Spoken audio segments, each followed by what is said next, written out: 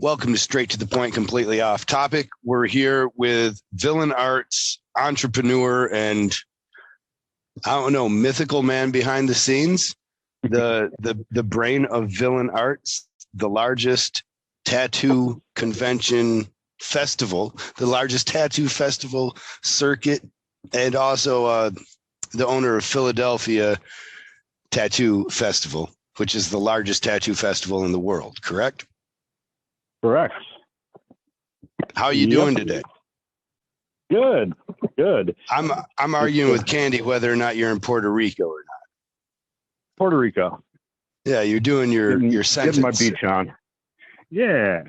Doing your prison sentence in paradise. Yep. Oh, it's brutal. Look forward to coming out. But I want to get into, if you don't mind, I'd like to start with singing a few of your praises because they are far-reaching, really, in the fact that you are the owner of Villain Arts, which is the largest tattoo convention or tattoo festivals that go together. No one in the world, correct me when I'm wrong, please, but no one in the world puts on as many tattoo shows as you or Villain Arts does. Even in Europe, I don't think there's anyone that, even does more than 5 of them. I think. And how many does Villain Arts do? That 24 this year are on the schedule. Although we're looking at, I might add Portland, Maine to the schedule for later this year. I was looking for something in Portland that doesn't have heroin needles all over the sidewalk. Oh. I was thinking Maine had a place called Portland, but this is then in Portland, Maine, which is in Oregon. Okay, right on. Yeah, as opposed to Portland, Oregon. Which you've done Portland, Oregon, though. It wasn't but really that city was just a mess when we went there in 2021, and I just don't think that city's really ready to have visitors yet. It was like. Yeah, like, give me a second to clean up. Is that you're just standing patiently by the front door? Yeah, like I really just wanted to show her my vacuum cleaner. You missed about 150 heroin needles on that sidewalk. You might want to brush up on that part. Wow. But yeah, sad. COVID did a lot of damage to a lot of different places, and some of the damages, states that had no restrictions. Some of the damage was states that had way too many restrictions. Some of the damage was just people that lost their goddamn mind. And I think one way or both into that last category. It's just not ready. They seem to have a lot of people rejoin the world yet. On both ends of the spectrum. In my rudimentary, like they just seem, there's no one that seems to be in the middle of the teeter-totter. It seems like wherever the teeter-totter is about one thing or other, you're just far left or far right on it. I'm on the middle of that teeter-totter. COVID really taught you that the far left is just as bad as the far right in just being irrationally crazy to me in watching, Yeah, and, you were. You kind of identified one way, and after COVID, and seeing like people just like really, really whatever the mile marker for what I considered sane was driven another 100 miles in either direction of that thing for me. You saw it then on a personal level, though, too, not on a societal level so much. You mean when you're going to put on these events, you have to work pretty closely with the city or with officials that represent the city, and they started asking for crazy things to be done or expecting crazy things. It's really interesting traveling.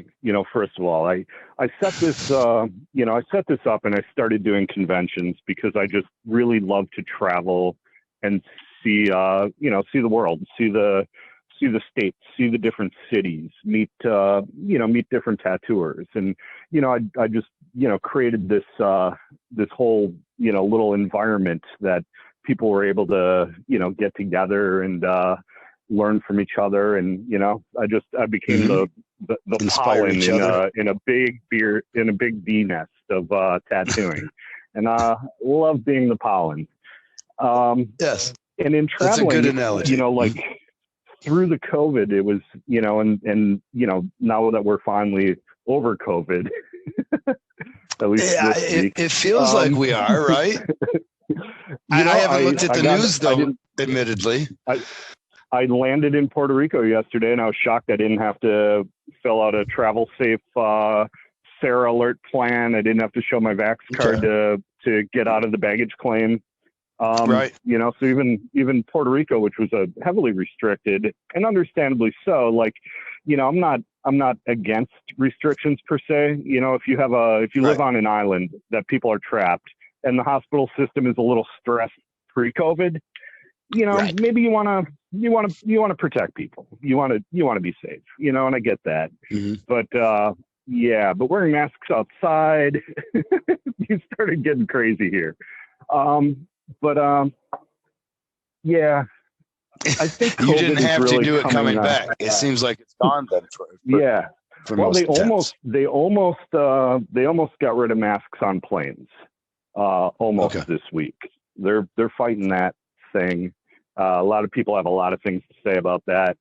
Right. I don't know. Honestly, traveling may not be mandatory to wear a mask on a plane, but honestly, it's probably best. Like, we used to get on planes and what was it? Larry Brogan taught me. He said you turn the airstream and you point it directly in front of your nose. Even though it's cold, it will keep the air moving there so that you don't catch whatever somebody has a flu and then not tattoo healthily that weekend. Yeah. I actually I got COVID recently, and I left, and I kind of felt a little sick coming, traveling. And then I got, to my layover in Atlanta, and I was like, yeah, I definitely feel sick. And then on that last leg of the plane, I just started like hot flashing. I started like, I'm sick. I got, I definitely have COVID, and, what do you do? You're stuck on a plane, it's a 2-leg flight from, halfway across the country. Like, what do I just walk out of the Atlanta airport and get a hotel room for 14 days? Yes, I do. Do you know what I mean? Did they let you? Did they let you into your destination then? I mean, because a lot of times they let me into. They let me into Puerto Rico because oddly I had a negative COVID test from the day before. Okay, so the day that's before what I was wondering. Negative. Right on. Thank God. Yeah.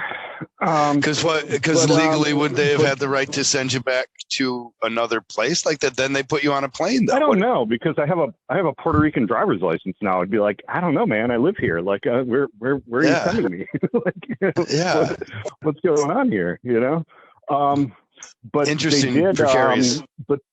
But because Puerto Rico was so strict with the restrictions, and this was only a month and a half ago. Like, I got COVID in January. And I'm vaccine boosted, so I was only sick for 2 days. It wasn't terrible, but the Puerto Rican SARA alert, they send you emails every day or text messages every day that you have to fill out this I'm not sick report. So I just checked all the boxes and then emailed them and said, hey, I tested positive for COVID, and they called me, got my flight number, and they contact traced the 6 people sitting around me. Okay. Which I thought was pretty cool, pretty, unless you're worried about them tracking you with Bill Gates's vaccine chip, then yeah, because that's an actual sign of them tracking you. If you have a cell phone, they have so much data on you. I mean, when you speak into a cell phone, they market you for digital ads off keywords that you say. Whatever privacy acts are involved in having a cell phone are negligible at best. It's they don't really need a microchip to track you. You carry a phone. You already did their job for you. It's not a conspiracy. It's not a I remember sitting outside of my Florida house, and I was like, I want to get a sunshade over the pool. And then I said the word sunshade like, I don't know, 12 fucking times with my brother-in-law, deciding how big of a sunshade we're going to get. What do you like this color? Do you like this? And it comes up in your feed right away then. Mm-hmm. We crack a beer. We check our Facebook. Just goddamn sunshade ads. All His day as long. well? Yep, both of us. Because we were just sitting there both with our phones in our pockets, not looking at sunshades, not anything. Just we said the word sunshade like 15 times. So now when we get done with this, you're going to get ad-served sunshades, player. You're going to have ads for days for sunshades. You're trying to make it worse. I don't know. I've been trying this purposefully. Actually, I use my old phone for this, so it's not tuned in. So hopefully they're not tracking this one. I just got a new iPhone. That one definitely. But no, I've been practicing with my iPhone saying, what was it? Rubber booties. I'm just trying to see because I have no reason that I would ever need rubber booties. But so I've been saying it around it to kind of, test that theory. And I'm hoping to see what comes up next. But can I get into the makeup of Troy as we get far behind? Because my understanding of you, and I'd like the world to know you as well, because you are the behind the scenes, the maestro, if you will. The who is that? The wizard? It wasn't the wizard. Who was the guy behind the curtain of sorts? But behind the curtain of Oz. Yes. Toto pulled back. So let me be the Toto to your curtain. You were born in Milwaukee. Am I wrong? Yep. Born in Milwaukee, went to art school in Milwaukee while I served a tattoo apprenticeship for about a year and a half, and then moved to Philly and started just tattooing full time with Eddie. You got brothers and sisters? Yeah, got a sister in Orlando. She's actually a famous nutritionist and does keynote speaking all over the place as the Diet Diva. On. My sister's rad. That's her. Is that her Instagram too? Probably. Shameless plug. Right on. I'm going to try. I'm trying to find potential sponsors, so I'm always looking. Carvana gets it for my last episode with Jesse Smith, and no. But yeah, then and how does it strike your parents? They put you to art school. Did they imagine? Or I'm guessing they put you through art school. How did they feel when you started taking up tattooing? Anyway. Okay. I mean, they were kind of apprehensive at first, and then they saw that there was money in it, and I think they're just kind of like glad I wasn't I don't know, selling drugs or fucking up still. So, like it gave me something to focus all of that energy on. So they're kind of happy with that that I had a direction, that I was going, that wasn't drugs or trouble. You were selling drugs at some time in your life? Well, it was part of my apprenticeship. Okay, right on. It was having to pick up for your mentor. My first apprenticeship was working for a super scumbag biker guy that was just like out of his fucking mind. And I was happy to get out of that after about a year and a half. Like, met Eddie, Elvis Bill actually met Eddie and got hired away. And I was working. Of course. Yeah, Philadelphia Eddie at a trade show. And then when Eddie needed another artist, Bill got me out of the situation I was in and over to working for Eddie, which is just a dream job for a 20-year-old. So this Bill, you kind of gave your life that direction, really, or he made the connections, right? Because without all that, where would you be now? Do you ever pause and think about that? Without Eddie, where would I be? Without Bill introducing me to Eddie, or without tattooing? I might have taken a different direction, a different place, a different thing. But at the time, I was already plotting to go south somewhere. Like Florida, New Orleans, somewhere. Like I wanted to get out of the Wisconsin snow for sure.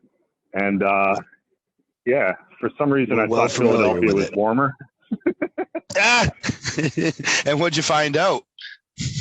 It wasn't as horrible as the snow in Milwaukee, but Right. The snow is not as definitely bad. not. It's the people that Yeah, give you the real warmth in Philadelphia. The people, yeah, the community. yeah.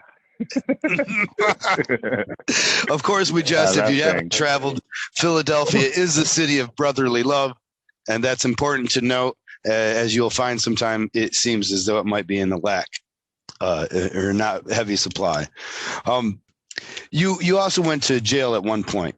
Was this before or after your apprenticeship? No, before. I was like the high school acid dealer, and Okay. so kind of got in trouble. Kind of had to finish high school at a different school after I got expelled. Did a little jail time. Came out of it. With Figured that wasn't for I'm you. going to go to art school, and I really want a tattoo. Because and it wasn't even like the jail experience making me want a tattoo. Like all my punk rock friends and skateboard friends were all like turning 18, getting tattooed, and I was like, man, this is sweet. I totally want to, and I could always draw. I was always good at art, so it just clicked perfect for me. You were a punk rock kid of sorts then, skateboarder. Or? Yeah, skateboarder, punk rock kid. Milwaukee, I imagine, has a pretty hardcore scene, or at least did when you were young. Milwaukee had right? a great music scene when we were kids. Like the East Side, a lot of little shows. I got to see Gigi Allen's show where he got arrested. Oh, that one. So there was, the one where he. Oh, where before he. Yeah, in before in 88 or something.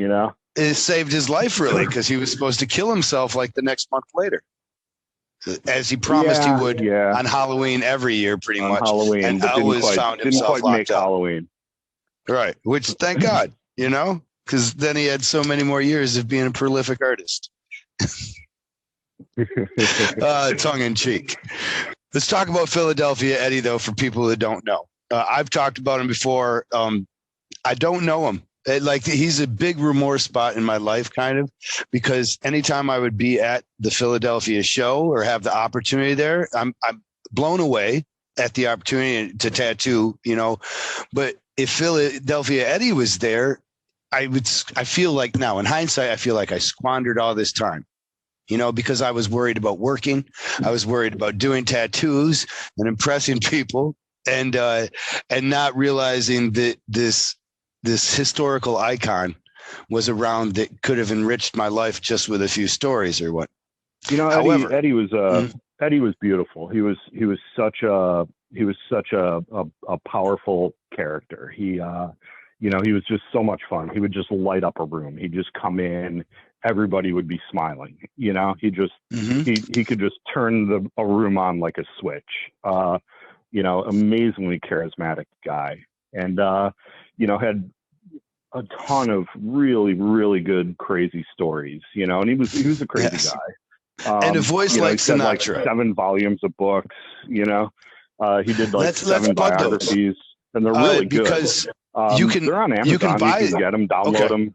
I sell them at the shows, but or you can download them on Amazon. Eric, his ghostwriter, still runs the Amazon, so he's getting paid. It's not like somebody stole it, Okay, Eric right. did all the work for putting it together. So, and they're awesome. I want to take a moment to say, they are awesome. If you are listening to this, you're not going to be mad to buy them. If podcasts are available, because they were pretty much just made from his audio tape recordings, right? Are there podcasts of that same audio? I actually started that project with him. We used to go visit him once a month on Thursdays, and I'd bring different people up to his house, and we'd have drinks at his house, and and he'd just tell all these crazy stories. And I was like, hey, Eddie, you should really make a book of these stories.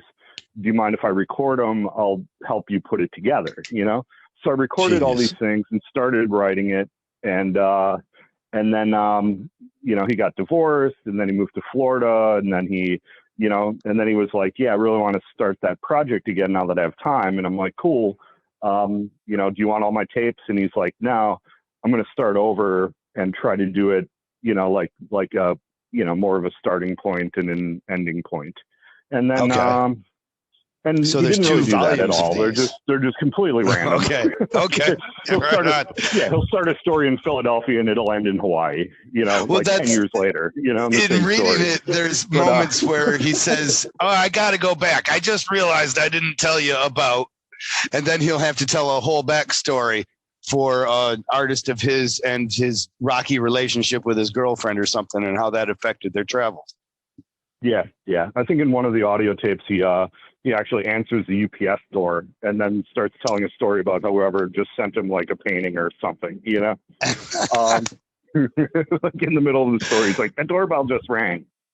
But it's so nice because I, honestly, and if anybody likes my podcast, there's a few people that do. I don't know why, but most of them say they like that it's raw, kind of uncut, and it doesn't have all the shine on it.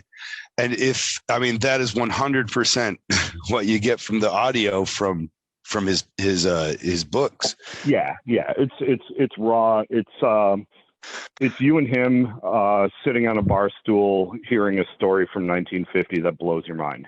By one of the greatest storytellers. And you just have this experience. And it's super cool. Moving to Philadelphia at the age of 20 was quite the experience for me. Eddie took an instant shine to me. I was just, because I was in that first generation of like art school kids that were tattooing. So I was like a real artist. And, a lot of it was, Sailor Jerry's Ed Hardy. Sorry to make the reference, but there was a similar. But it was right at that time in 92, 93, where the tattoo magazines all of a sudden got popular. Like one of the motorcycle magazines started a tattoo version, and then there was, quickly became like 6 or 7 different rivaling tattoo magazines, and Tattoo Review. And it just created it created this whole visual tapestry that wasn't that people didn't know was going on. They're like, "Oh my God, I didn't know you could get photorealistic portraits like this." Right. That you could get all these really high-end tattoos, like which when you met Eddie, that's the stuff that you were doing, right? You were doing, I was a real artist. Like I knew how to, I could draw a portrait, and it looked like whoever I was drawing. I could draw, like whatever. So, like being in that first kind of generation of art school kids turned tattooer, it was really fun, and I just started traveling at an early age with Eddie. Like I guess that German Wisconsin background for me let me keep up with him drinking, which is great. So it was just a lot of fun. I got to meet a lot of the people that were like in the magazines and that were the big names and pushing the envelope. And it was back then it was definitely pushing an envelope. And a lot of that, happened with the conventions. These people would meet up at the conventions, and they'd see the work that each other's doing, and they'd say, "Wow, how did you get that texture? How did you?" "Oh yeah, you just use a 9 mag, and you slow it down, and you back shade this. You do this. Mm-hmm. I put a little bit of white in this black and gray to separate a tone from the other, like." Like I did this sleeve once and showed Paul Booth, and I was like, "Yeah, I used a warm and a cold black and gray so that all the background stuff drops away from the foreground stuff that I mixed reddish brown in." And he was like, "Oh my God, that is like the coolest thing ever," And then Paul started doing that for a minute, to get just subtle text differences, pushing the envelope. Okay, but pollinating the industry, with. With at first the magazines and the conventions, and now the internet is all over the place, but it's kind of doing your job of past. It is and it's not, because you'll never replace human interaction. No. Like watching I was like, what kind of jackass is going to pay $400 to watch Kiss on TV live? Like, well, yeah, during COVID, I see that problem with the WWE. Unfortunately, they've gone to an all TV screen audience, and it really takes a lot of the luster away. There's something to be said about live entertainment. There's something to be said about having real human interactions with other people, and that's how you learn. You learn because you learn, not because you're taught. It's just it's traveling with Eddie. It just set this love for me in doing it, and but I also was kind of ADD and did a lot of other little side projects besides tattooing. I started a little clothing label called Tattooed Kingpin in 80 or 97. I was making photo image body jewelry while I was tattooing, tattoo clothing, all this different stuff. And then, when Eddie started the Philly show in 98, I'm still tattooing, and I'm not just tattooing. I mean, I'm tattooing Philadelphia South Street Shop, which was just a crazy zoo of it was just nuts. I mean, riots on weekends, 30,000 people on the streets. It was just madness. Bars, drunk people, just craziness. And has it changed? I'm clocking in. I mean, it's gotten a little more calm. It's not as crazy as it used to be, and it's still a cool place. South Street's it's still cool, not as crazy and whatever. But not. We get an idea of what you like. Yeah. We haven't had, the cops haven't ran into our shop to hide from the mob because they were underwhelmed for a while. Oh, wow. But that's it's not like that crazy, brotherly love. I mean, trash cans through windows and, real crazy. Well, if your football team would just win a bit more. No, that's even they destroy more things when they do win. Okay, right on. Yeah, when they won the World Series, they had to spray down the light poles with grease so that people didn't climb up them and fall into the crowd and hurt themselves. Yes, I know. Actually, when they had the Super Bowl there a couple of years back too, we were coming into Philly because you had the convention right after that, right? And we were coming into Philly figuring like 50-50 on whether or not the town is, whether it's destroyed and windows are broken or cars are still on fire. Yeah. Well, luckily, by the time of my show, they put most of the cars that were burning out. But yeah, it was Philly still like super trashed. Like the city was just still beer cans everywhere, still like cleaning up. So that energy from that city has got to come into your tattooing style and attitude for sure. Oh, for sure. I mean, it's an aggressive city, but it's also a vibrant one, and it's a cool city. I love Philly. I'll always love Philly. Philly's definitely not for everybody, and it's definitely a really vibrant melting pot of a lot. And it, super cool. I, got to see so much good music play through Philly. So many good things. Can I talk about how Philly is one of the more tattoo friendly places in the world? And one of the reasonings that we've talked about before is the large amount of advertising dollars that have been spent in Philadelphia for tattoos for the Philadelphia Tattoo Convention. When I took over, I helped Eddie, with the early Philly show, 98, 99. And then I took it over in 2003. And It was a mess when I took it over. Like I couldn't even, Eddie's like, yeah, good luck with that. I ripped the cops off for $12,000. I told them to go fuck themselves. None of the hotels will rent to you. He used to have 1% bikers doing security and shooting off guns in the parking lot and fights and craziness. Somebody threw a soda machine over the balcony on the 12th floor and it exploded in the lobby. It was. Oh my God. It was wild. It was, coming back from that and trying to do something, like that's art, that's legitimate. That's, you know what I mean? Right. And I moved it to Center City and I just built it. And every year I just built it. And, I decided that I wanted to open it to the public.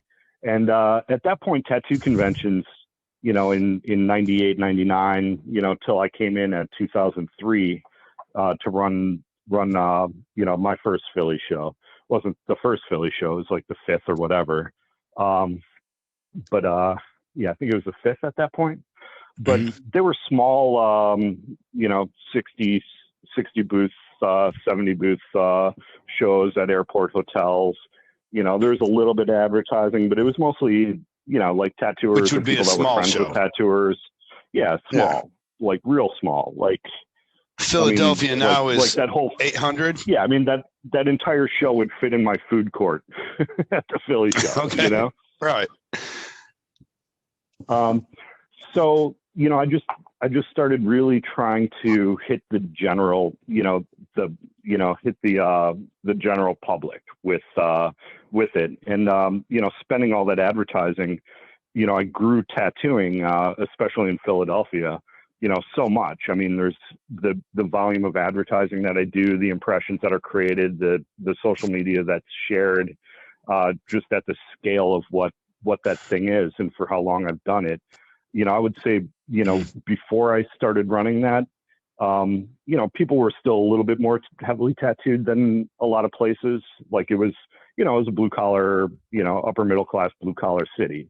And, right. It's okay to have tattoos, but, like you went to a fine dining restaurant, that waitress couldn't have a forearm tattoo. Now you go to any restaurant in Philadelphia and they have a forearm tattoo.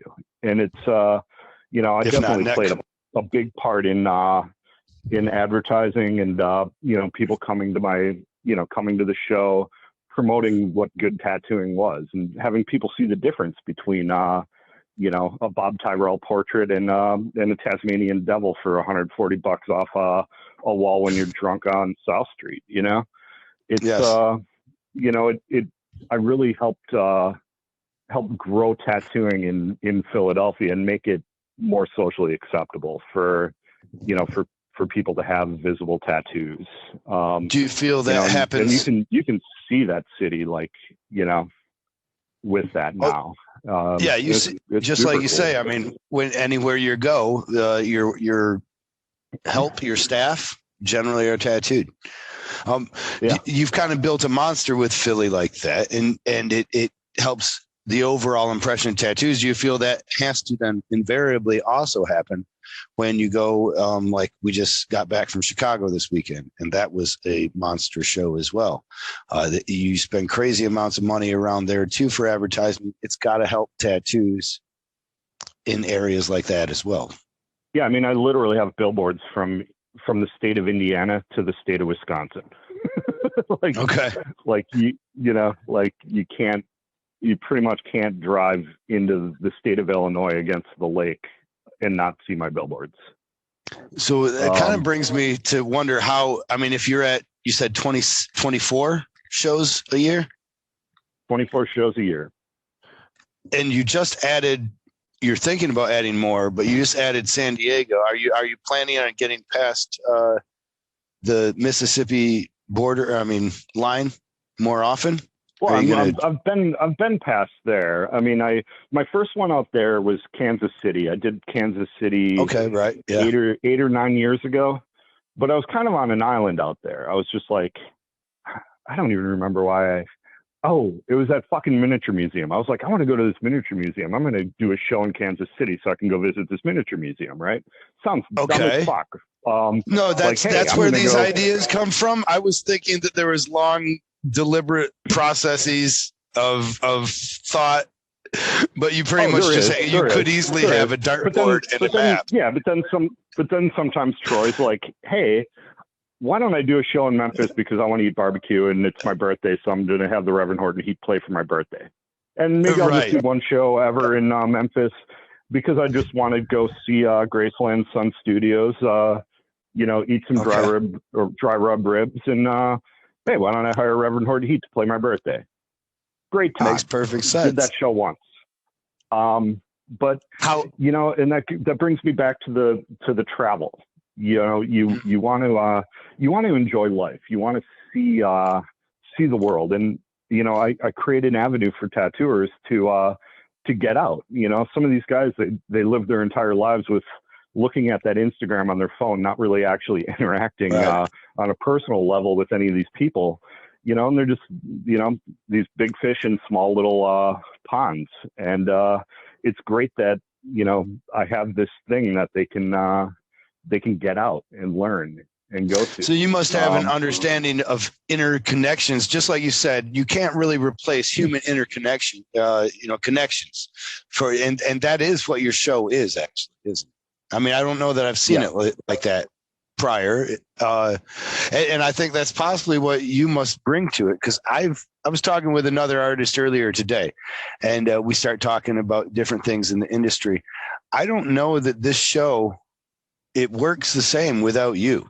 You know what I mean? Like, I mean, maybe, and not just that's, I imagine why other people aren't doing it overseas or it's not being replicated. Because I do know some people who've tried to replicate it and failed. It just that I don't think everything was right there. So my curiosity was making me wonder what it was that might set you apart from others who have, I'm not going to mention names, I guess, but that have failed in the past to try and have large lifestyle tours. And people it must be your understanding. People aren't organized, and nobody looked at it like I did as a business. And also, you know, there's people that weren't that have tried to do it that weren't tattooers. They didn't really understand how tattooers are or what tattooers need or what's going to work. And it's a very delicate balance. You know, I'm serving two masters. I'm serving a public that wants to have an experience, and I'm serving the tattooers for a slightly different experience of being able to get out there, do tattoos that they want to do, and and also, you know, slowly training the public into what's a good tattoo and what's not. You know, like some of these cities I go into and I'm like, you know, like they're, you know, they don't have, they have one or two really good tattooers that are booked up for like a year in advance. And, the rest of the environment isn't what's showcased on my floor for sure. Do you know what I mean? Right. Yeah. So it gives the public, the client base, an education in what is available so that they can really make a determination about what quality is. I remember getting in an argument with a local tattooer, and I won't say his name or which city it was, but he was like, yeah, you know, you don't live here. You come into our town and, like you're tattooing all the people. And I'm like, nope, I'm advertising. I'm bringing people. How many people have just gotten one tattoo from you in your entire life? And how many people get a tattoo and never get another in a 10-year span, they get another 5 more, 6 more, 10 more, like I'm creating a clientele for you in your city. Like I'm creating interest in tattooing as a medium. Whether you want to advertise them to them or not is your own whether you want to be business mistake. Whether you want to be part of my thing, not part of my thing. Plenty of people are very happy to do that. And, I hope all the good tattooers from each of the cities that I do, participate in my shows, because I want them to be, showcased. I want, one of the things important to me is having, the local, environment behind me so that the public, I'm drawing 10,000 people in, and 6,000 of those people live within a driving distance of where your shop is. Right. And many times I've seen people come to a show, they won't have an intention of getting tattooed, but instead finding a local artist and having a better ability perhaps to judge people face to face, their work right in front of them, and then see if they have a connection with that person or not, or if they don't. And then they find a permanent artist.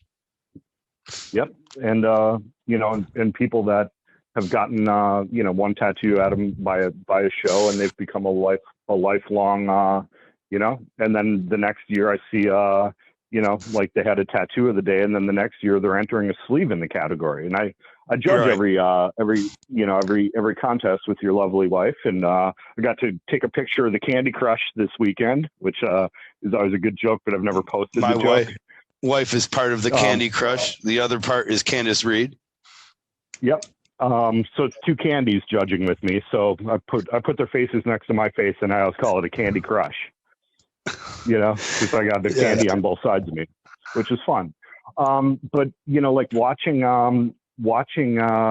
people over the years, cities, their clients, seeing, like the first time I went to Kansas City, like the small and medium categories were heavy with entries, and the large and XL categories, I want to say the first 2 years of Kansas City, we went home with third place for extra large both years, because the people there didn't even have like extra large tattoos to enter. Right. And now it's 8 years later, and these shops are doing full back pieces, they're entering full sleeves. And you're seeing them. And, does that make you feel like a parent of some sort?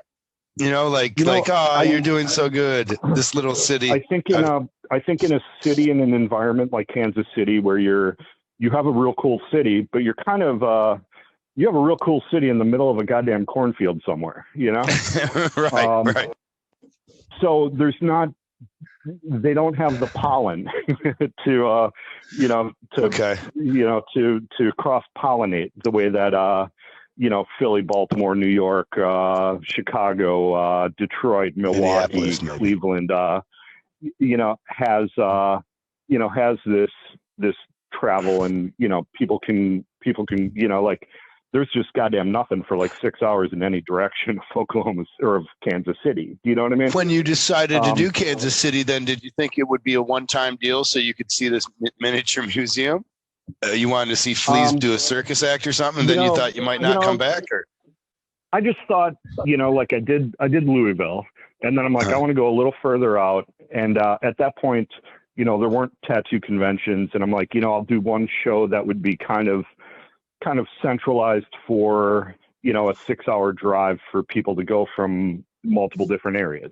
So I was kind of purposely choosing some of these places to, that would be, the one show in that whole region. You know what I mean? And then I ended up filling in all the cities. And now I run a show in Kansas City, Denver, Houston, Dallas, Oklahoma City, and New Orleans. And pretty much all of those cities, it's about a 3-hour clip from each of them to get to the next one.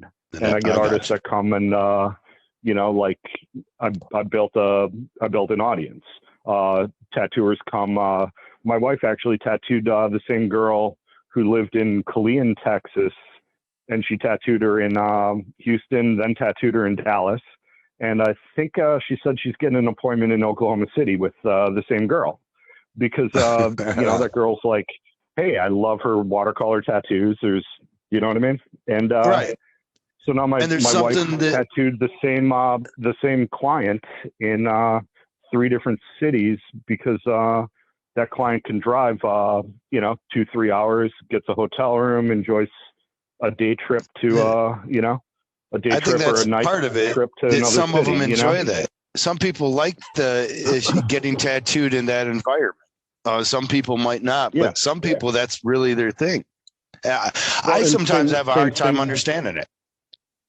Well, same thing with like, my wife tattoos a lot of her Philly clientele in Baltimore, and then they come out, like, if they have kids, they come and get tattooed in Wildwood. Because if you're a parent and you live in Philly and you don't bring your kids to Wildwood, you're just a neglectful drunk, You have to, Is that the determination? If you don't go to the shore, bring your kids to Wildwood, or you just lost out as a parent. You're gonna pay for it in fucking therapy later. Wait a second. Let me see if I understand this right. It's summertime, and you're going nowhere, and you ain't going to gotta Wildwood. Go to the shore. You just failed. Your daddy's a broke ass motherfucker. Mommy should go find something that better, Right. Many marriages have broke up on less. Right on. Yeah.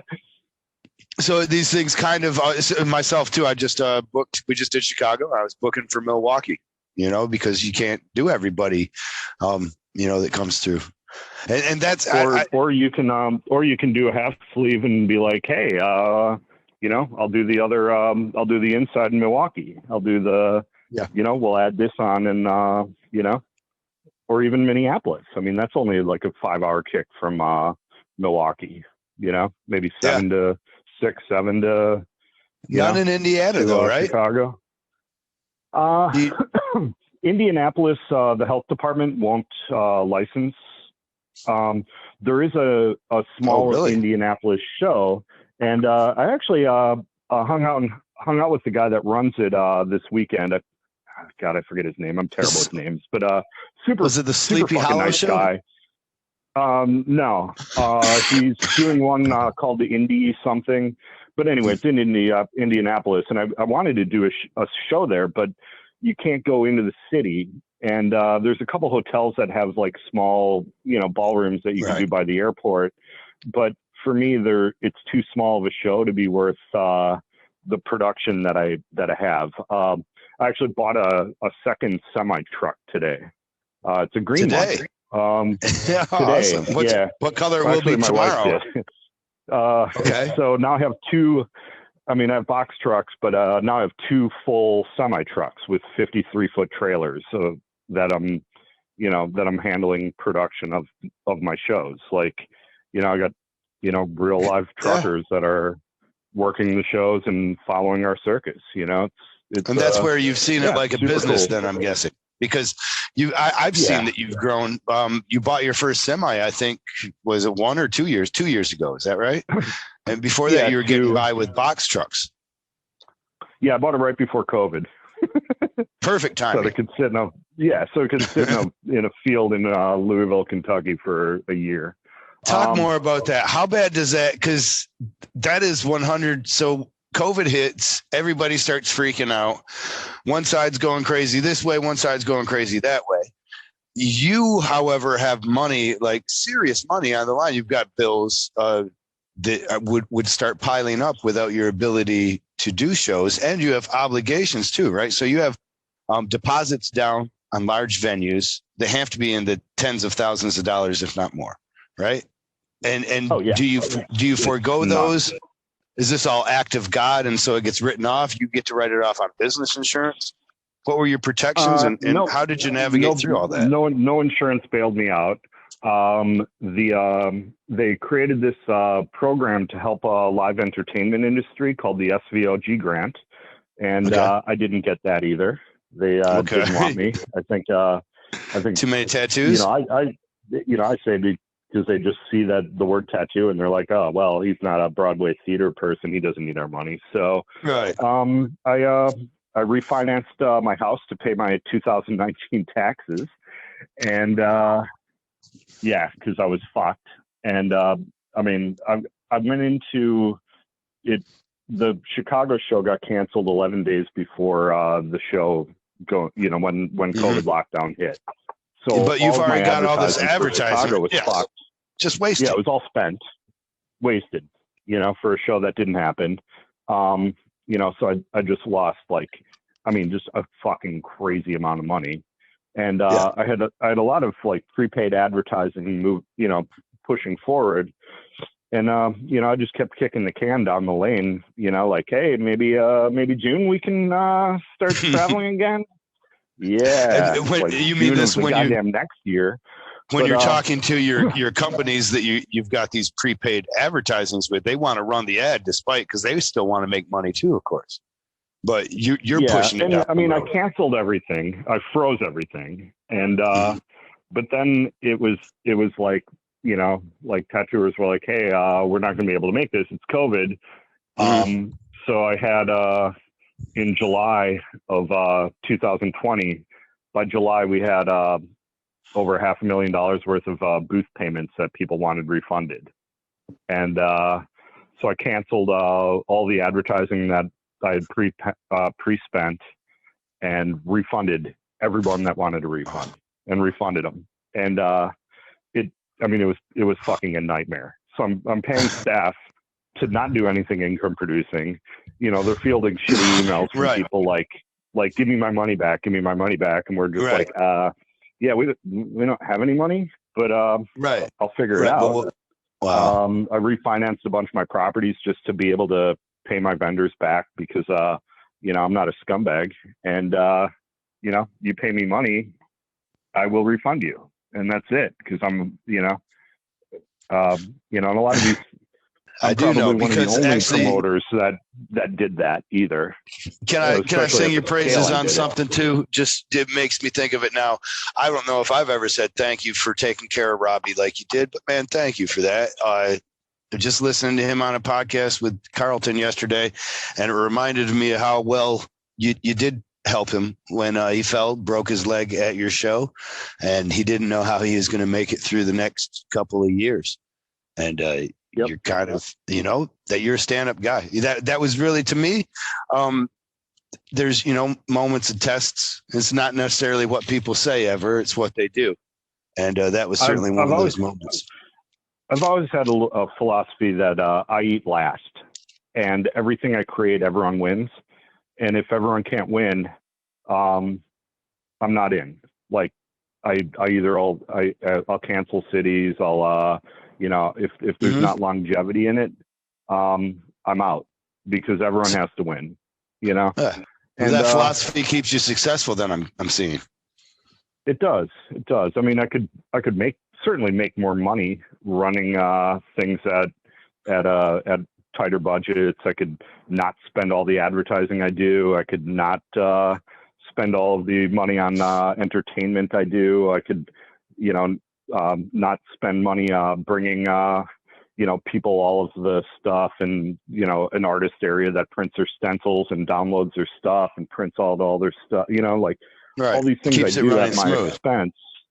And, all the way down to having a really well-trained office that chases people to make sure that they're licensed, that they're not going to show up at a show and not have a license and can't tattoo, or, you know what I mean? Like, it's a lot of work. It's an immense amount of work that we do.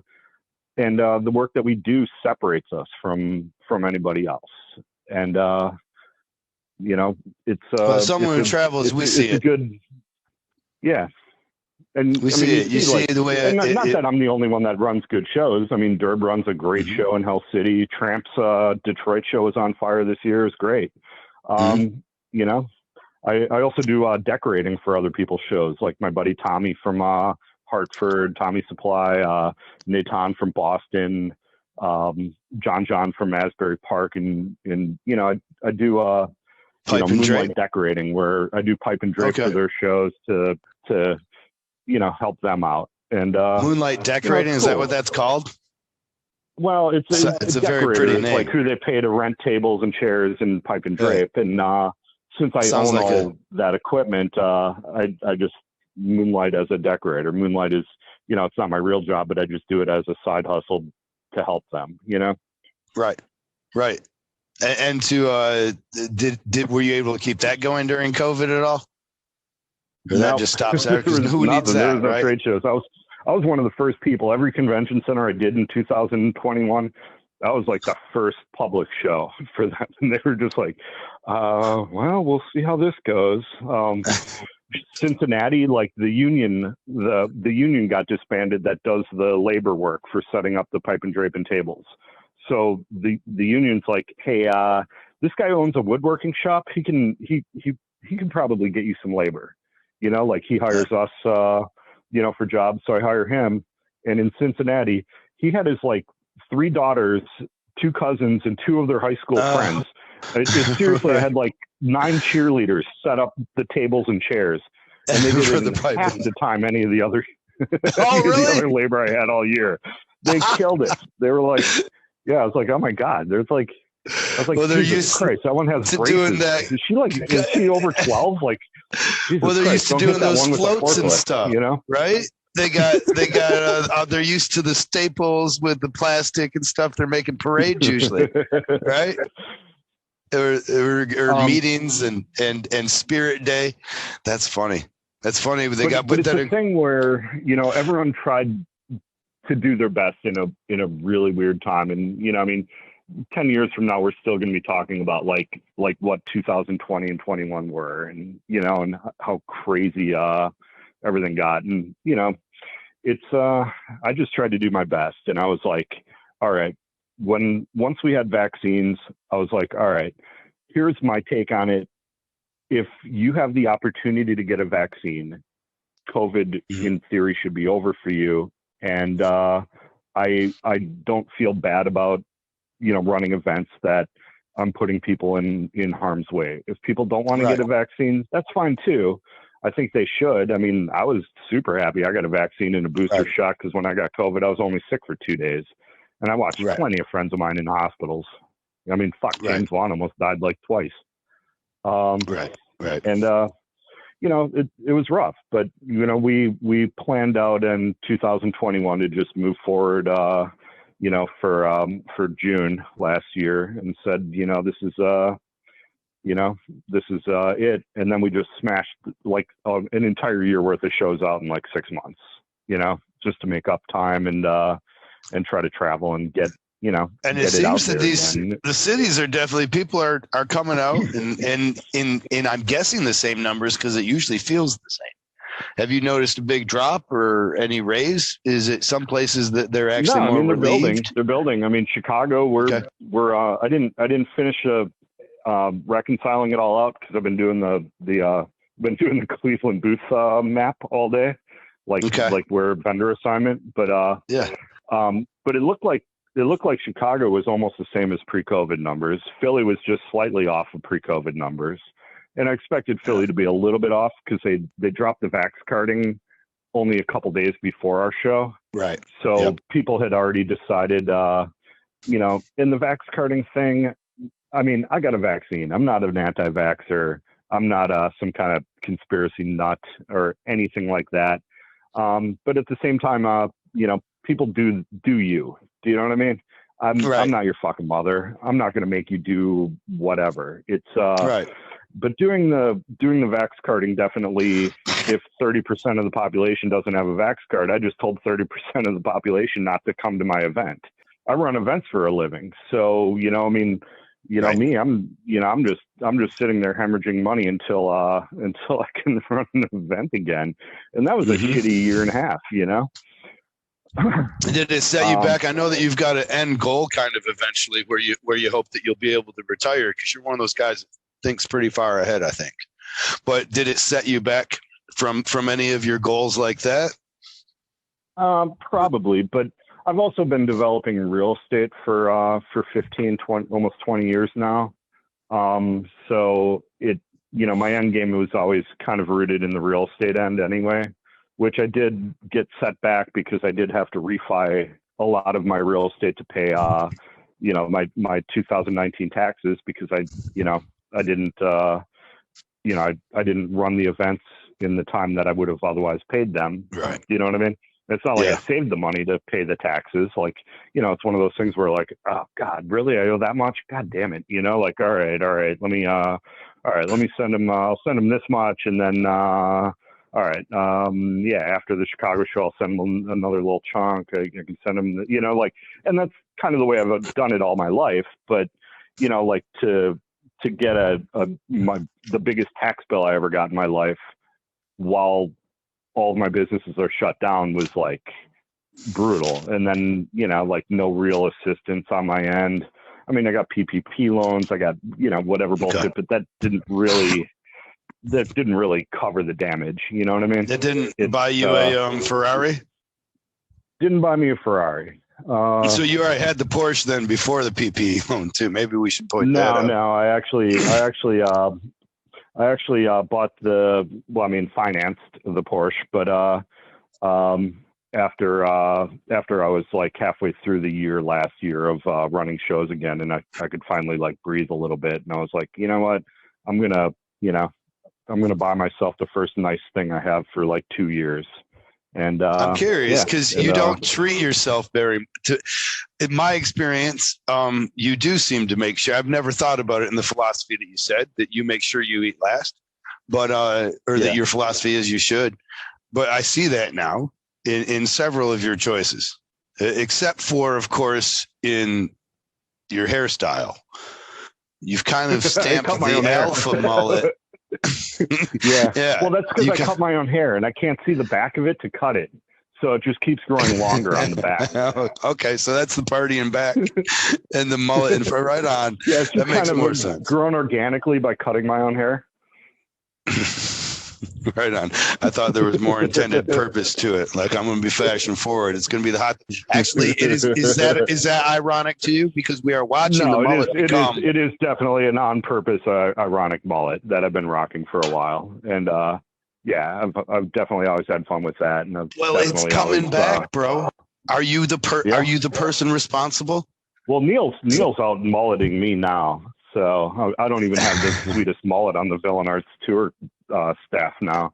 Neil's and he's got that creepy mustache, so he's definitely like, you know. I love it. Yeah, he beats you there. I had to shave my. I mean, my beard was down to my belly button. You know, when COVID hit, and then I couldn't get a mask over that thing. It was like my mask was just pulling on my ears. It was like 5 inches off my face. I was like, fuck. So I had to shave the beard off for COVID. You know, because I couldn't fit that thing in under a mask. You know.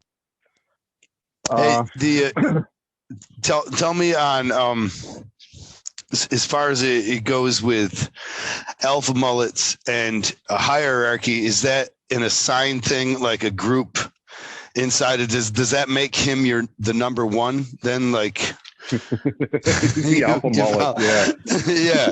Are there others in contention? And once someone starts growing out their mullet too far, they have to get in some kind of like scissor fight? Yeah, I don't know. We should definitely have a mullet gang on the tour. Villain Arts. Where's Villain Arts come from? The name.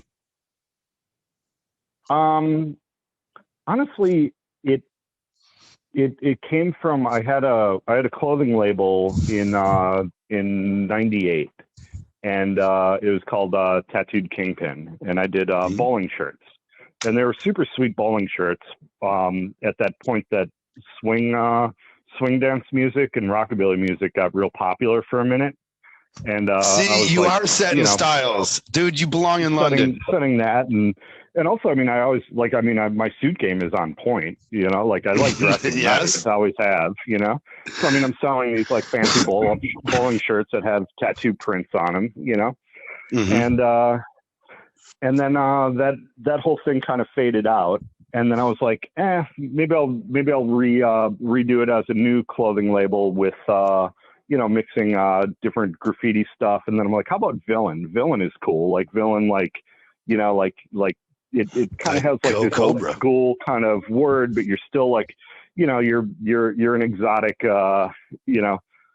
old fashioned criminal, and that just kind of clicked with me. And I was like, that's cool, like, and superhero it's also nemesis. Like Villain, Villain Arts. You're kind of we're outsider artists, being tattooers. We're tattooing will never be part of the mainstream art culture. We'll always be classified as outsider art. Typically untrained. It's we're not following the same whatever the modern art world guidelines is now. We're right. We'll always be kind of outsiders and setting our own course. I just kind of wanted to label us as villains within that. I still kind of pay a little tongue-in-cheek homage to our outside yes. roots. Does that cause friction at all? Booking gigs at all? You said there's some cities that are just like tattoo or okay. And in Puerto Rico they pronounce it villain. Just like they don't even know what the word villain is. Right on. What is Lex Luthor then? He's not a villain. He's not a villain. It sounds like a whole nother world, like a planet that Jesse Smith would have in his NFT universe. There's that whole nod to comic books too, which were I was a big fan of comic book art. I collected comics for years and years. I actually did a couple issues of a comic book back. I should really do that project again.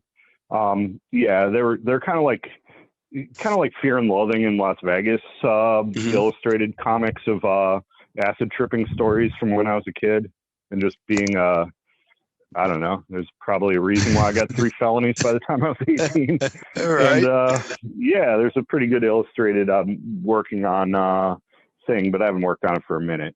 But you know, what influence did LSD psychedelics have on your art? For me, I don't know that it was really. I don't know that it was really art. I think like being a 16-year-old kid full of punk rock anger, and you just wanted to kind of find yourself and do I mean, I want to say I was like 16 years old, and I went to see the Dead in Red Rocks in Denver, and drove home with 100 sheets of acid from Denver just on like day 5 of eating fucking acid, and right. it's just a cross state lines, huh? By the time I got back to Wisconsin, we were driving, and the car that I was driving had a broken speedometer. So I'm like, okay, we're back in this town, and it was fine like when I'm following cars because I'm going the same speed as them, Right. And given I have 100 sheets of acid on me, right? So yes. I'm driving down the street, and this old man on a bike passes me and flips me off and like shaking his fist at me, and I was like, oh, we should probably drive faster. Were you high, or you were wigging out, or yeah, not? it was like day 5 of fucking spun out on acid. I was a bad kid. Dude, you're not supposed to go you're not supposed to go like one time, right? You one trip a week at the most.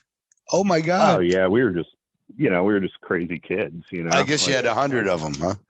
So why not? You get passed by a guy on a bike.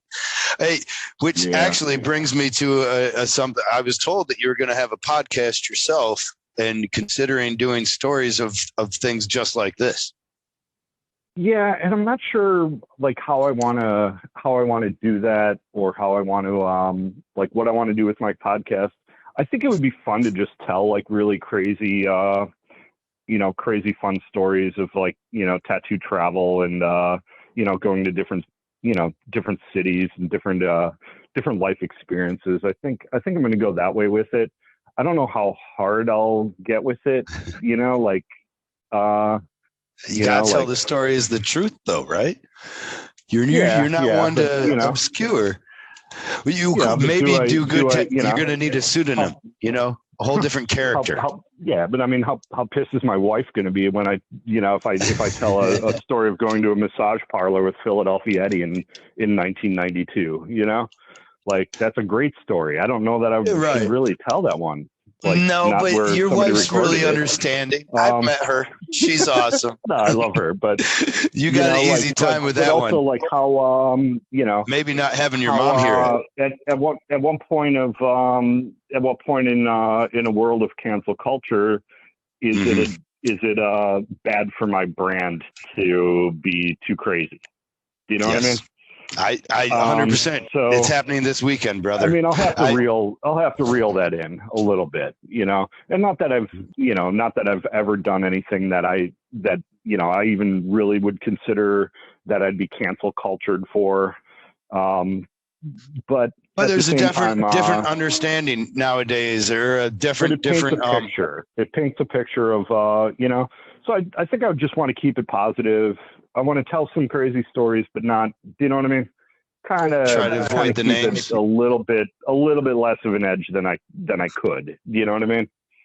It's my favorite part of listening to the stories of the cogs I call them cogs. I shouldn't call people cogs, I guess, but the machinery that is villain arts, the people that they have some crazy fucking times. Like the time we convinced those 2 lesbians that Frank owned a yacht, and he was about to get laid by one of them. Right. Yeah, and they bought him a dessert.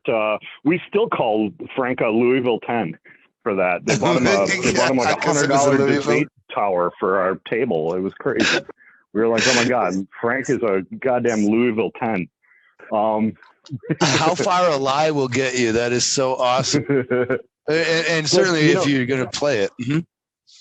but actually, for real, Frank. I mean, Frank lived in San Francisco. He, like a lot of, he knew a lot of that, that late '70s, knew people, that were in the whole, music business and things back then. Okay. That, having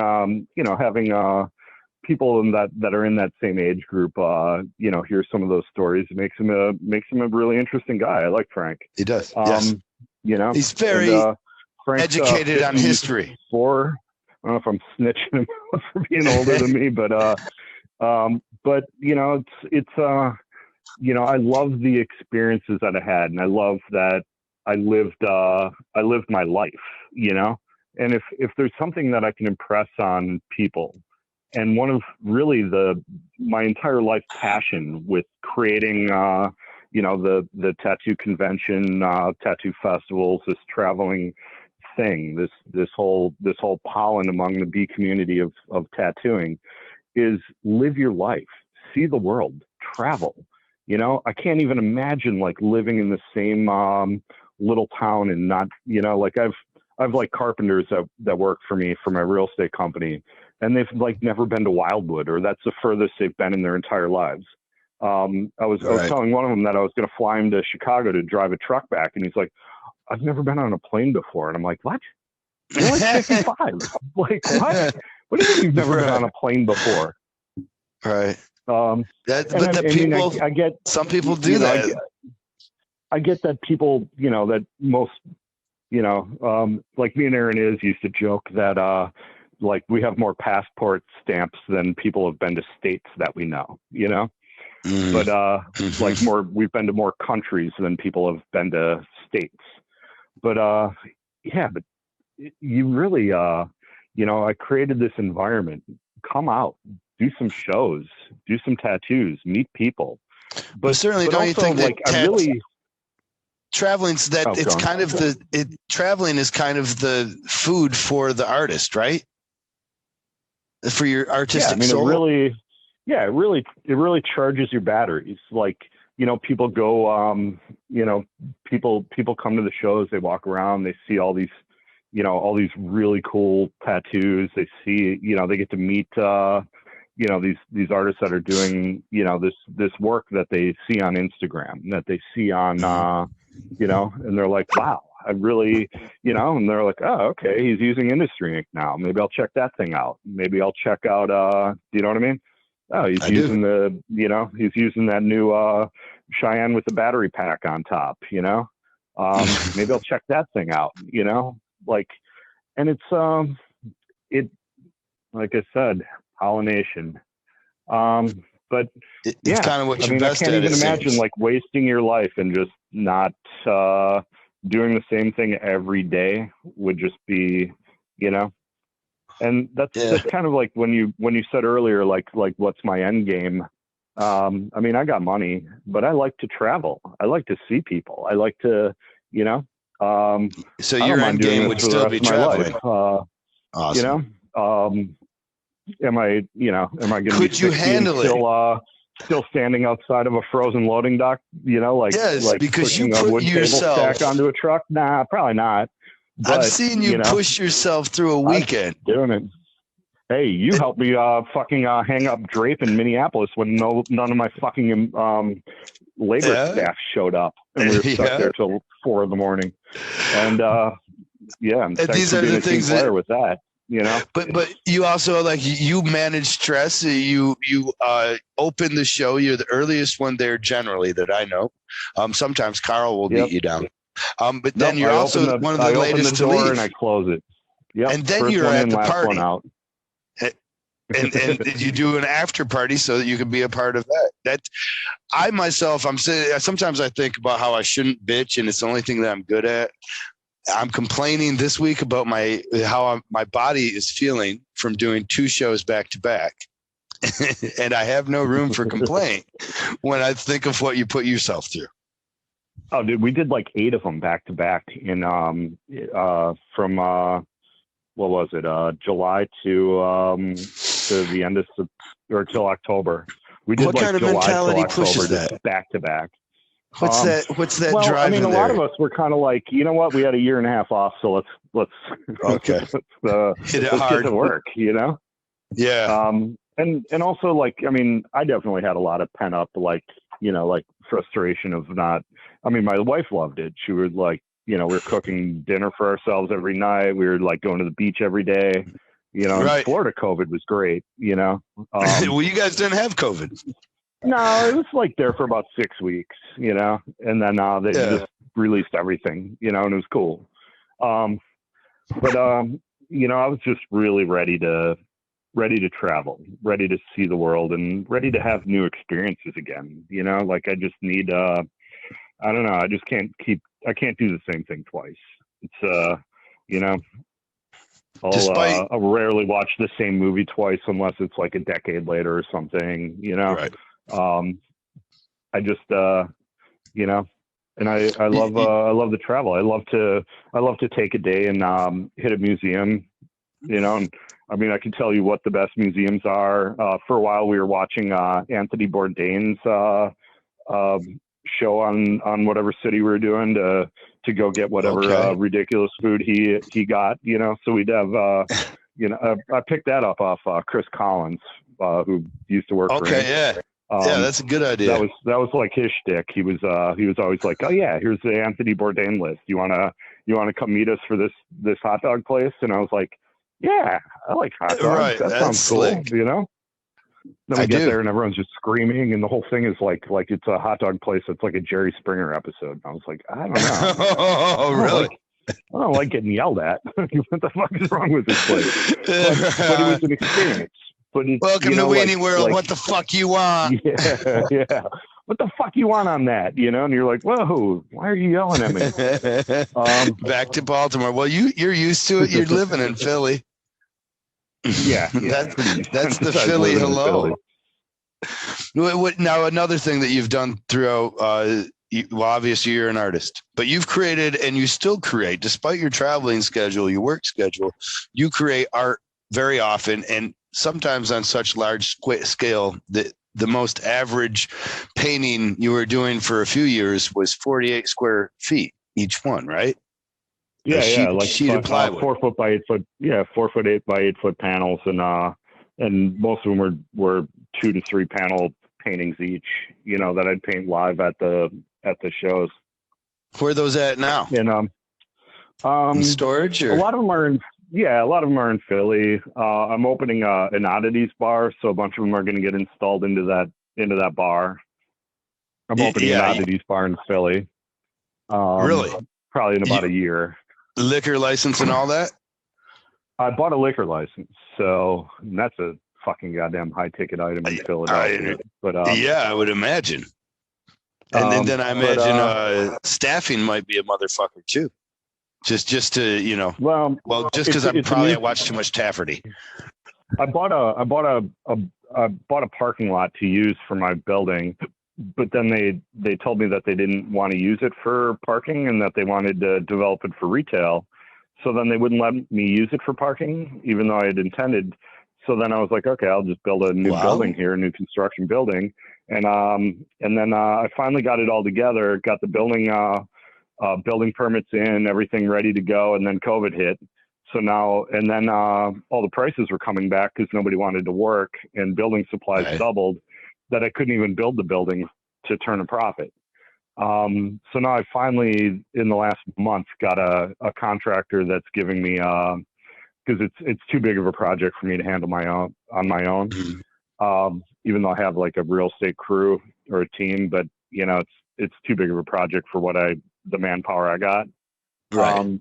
So I'm starting that project, and I'm going to open my own little bar in it, which I have like a pretty extensive oddities collection. I've seen a few that I'm going to put in there with with a lot of my paintings and two-headed pigs, shrunken heads, all kinds of memorabilia from the past, surgeries and stuff, right? Yep, Tibetan skulls, elongated skulls. You know, just a lot of medical anomaly taxidermy, two-headed calves, two-headed calf skeletons. I even have a centaur. It's a zebra with a human torso attached to it. Just a lot of weird stuff. So it's going to be a fun How bar. do you get like even that? You need licenses and stuff just to travel with that kind of shit, right? Like that's a human torso. Nah. I got a centaur guy. A centaur guy. No, completely normal. Just have he a makes these dude. centaurs. Right on. They don't mind. They donated their body to art. Yeah. Ever thought about making any of those artwork projects that you've had into NFTs? I was just talking with Jesse Smith about a million people have hit me up about that, and I think I'm gonna get into that soon, but I don't know. That whole I see that whole arena going I don't know. I don't see it being. I mean, it's kind of a pyramid scheme, the whole NFT thing. I don't see the longevity in it. But then again, I did miss kind of the boat on the crypto thing too, for that same reason, where I was like, okay, like there's a reason why the U.S. dollar has roads and infrastructure that backs it. There's nothing that backs Bitcoin. It's just a number anomaly, and you're just going to put a value on it of whatever you say it is. How is that money? It's funny you say. I was just talking with Jesse Smith today about his NFTs, and I eventually come to a point. I'm like, is it a pyramid scheme? Which, of course, it basically is. But of course, it kind of is. And I get it. And it's not. It does have like a tangible item attached to a blockchain. So it's not particularly different from crypto. Slightly better than Bitcoin for that. I started to see the value as he described his world he's creating and everything. But you have such an extensive history. It seems like you turning yours into NFTs might be almost a no-brainer. Yeah, I've published 20 some books. I owned a publishing company at one point. I definitely have a lot of artwork. I probably have like 50 gigs worth of hand-drawn artwork that I've done over the last 30 years of my career. I'm hitting 30 years in October. 30 years tattooing. And I've always been a very prolific painter and created additional artwork outside of just tattooing. For so many years, you were always doing the T-shirts too. Weren't you generally doing the T-shirts for the Villain Arts? I still do all the T-shirts for Villain Arts. My wife did a couple of them, but for the most part, I've done almost every design for 20 years of every show, which is like 50 shirts that I have to make, digitally paint, vector, and set up in print spreads to silkscreen print in-house. I still print all our own show merch in-house. That's you kind of, if that's been some part of your whole direction with the is always taking on new parts. So like pipe and drape is something that you would have to have at every show. Well, eventually you buy your own pipe and drape. Now you have it going I just to bought places. And the same with making, you want to have shirts for your event. Well, you might as well have a company that's making shirts. Yep. Same with books then. Yeah. And same obviously with houses, I guess. I miss the publishing thing, when tattooers used to buy books for photo reference, but now everything, tattooers just use Google. So, selling books is like a thing of the past, but I still like books, something you usually bring some out. How are the sales then? They're not that great for sales at the shows for books right now. Have they dramatically dropped? I still sell books because I've always just liked books. And even though I quit publishing books, for a while I've probably published, 75, 80 different titles of collections of people's tattoo or, like artwork over the years. Right. I mean, 20 some of my own artwork, collections of different stuff. I remember seeing like this Pinterest thing and they're making fun of these star things and, Pinterest. And I'm like, oh my God, that's from my star book from like in 2002. I drew that, You went viral years later. Yeah. Well, I mean, just, it's like, it's been lifted on Pinterest and sold, whatever. Well, that's what I'm saying, man. You're setting fashions every time you go. But the NFT thing is kind of interesting in a way that you can create a copyright for your art in a way of maintaining ownership of imagery. That was one of the key points they went over. I do like that, and I do but then again, nobody really, because the internet was always free, nobody really wants to pay for that. So then if you put an NFT on it, is that, are you going to be able to post that? How Facebook, Instagram, Twitter, this thing called Shazam, anytime you use music that's not your own, it's shut down. Right. So will the NFT thing just kind of rule out visual art along with music as well from the internet into a way to monetize artist ownership? He was saying it's somewhat because you no longer have to go through the Library of Congress for the copyright. And it's also verified across several platforms now, including Twitter. So he's using it like if you bought one of his NFTs for one of his characters or one of his, what type of fish was it? Car Chaos is where it's from. But anyways, he's got a fish in there. And if you buy one of those, you get into his tattoo convention for free. And so I guess the people are able to, through Twitter, verify that they own that NFT.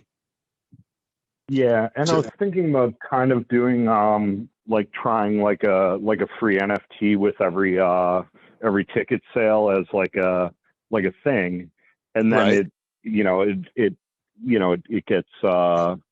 gets spread or resold faster, which in the let's say that Liberty Bell girl that was the logo for the Philly show this year. It was a contortionist girl who's heavily tattooed, kind of doing a striking pose in front of a Liberty Bell. If I'm in all of that artwork that I do for the T-shirts is already vectored in digital, so it's easy for me to make NFTs of that. Would I, including that into the thing, I'm thinking about doing that with an upcoming show and just including it as like a bonus, hey, we have these.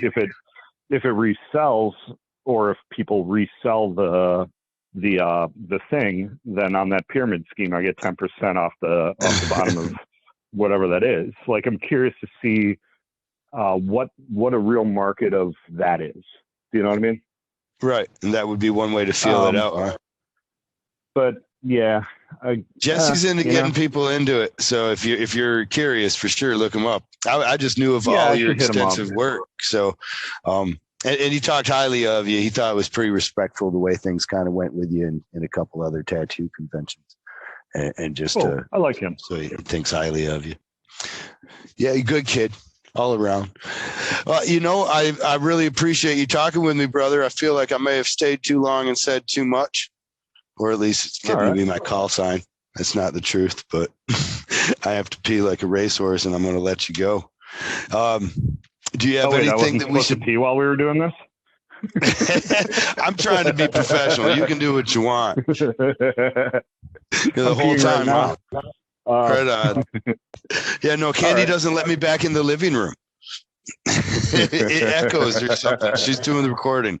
I'm not good at many or much. But thanks for talking with us. Look forward to seeing you again at the next show. And hopefully maybe we'll have you on here when you're ready to drop your podcast, and I'll be able to help you promote it. I appreciate that. That'll be great. That'll be fun. On.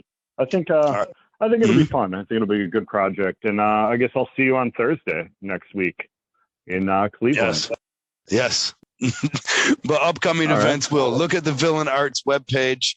Follow us on there. What's your Instagram? Do you post? It's just my name, TR. Well, I mean, Villain Arts. I post on my personal Instagram too, but mostly it's just pictures of me with other people or paintings that I've done. Right. But that's so interesting too.